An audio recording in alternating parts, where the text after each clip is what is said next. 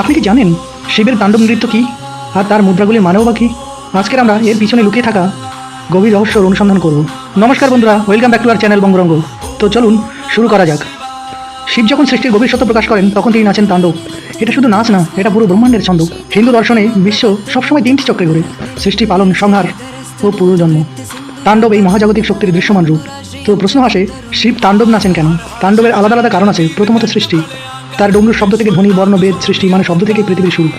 দ্বিতীয়ত সংহার, অধর্ম, অহংকার, অসুর শক্তি বেশি হলে শিব তাণ্ডব করেন পুরনোকে ভেঙে নতুন তৈরি করতে। তৃতীয়ত মহাক্রোধ বা শোক, যখন সতী দেহত্যাগ করেন তখন শিব রুদ্র তাণ্ডব করেন, পুরো সৃষ্টি কেঁপে ওঠে। চতুর্থত আনন্দ, সবচেয়ে গভীর স্তরে তাণ্ডব ধ্বংস নয়, পরম আনন্দ, জীবন মৃত্যুর উপরে উঠে যাওয়া নাচ। তো বন্ধুরা, শিবের তাণ্ডব নাচ সম্পর্কে আপনাদের কী মতামত কমেন্টে অবশ্যই জানান। শিবের তাণ্ডবের প্রধান মুদ্রা ও মানে বা কী? প্রথমত অভয় মুদ্রা, হাত সামনে তুলে তালু বাইরে, ভয় পেও না, আমি আছি, ভক্তের রক্ষা। দ্বিতীয়ত অগ্নি মুদ্রা, হাতে আগুন, পুরনো কর্ম, অহংকার, মায়া পুড়িয়ে দেওয়া। তৃতীয়ত ডমরু মুদ্রা, ডান হাতে ডমরু, সৃষ্টির প্রথম শব্দ ওং। চতুর্থত আপস মারা দমন, পায়ের নিচে অসুর, অজ্ঞানতা, অহংকারকে দমন। পঞ্চমত গজহস্ত, নৃত্যভঙ্গি, এক পা উপরে, মুক্তি, জন্ম মৃত্যুর চক্র থেকে বেরিয়ে যাওয়া। সহজ ভাষায় সার কথা হলো, তাণ্ডব মানে ধ্বংসের নাচ না, এটা রিসেট বাটন অফ ইউনিভার্স। তো বন্ধুরা, আজকের এই আলোচনা কেমন লাগলো?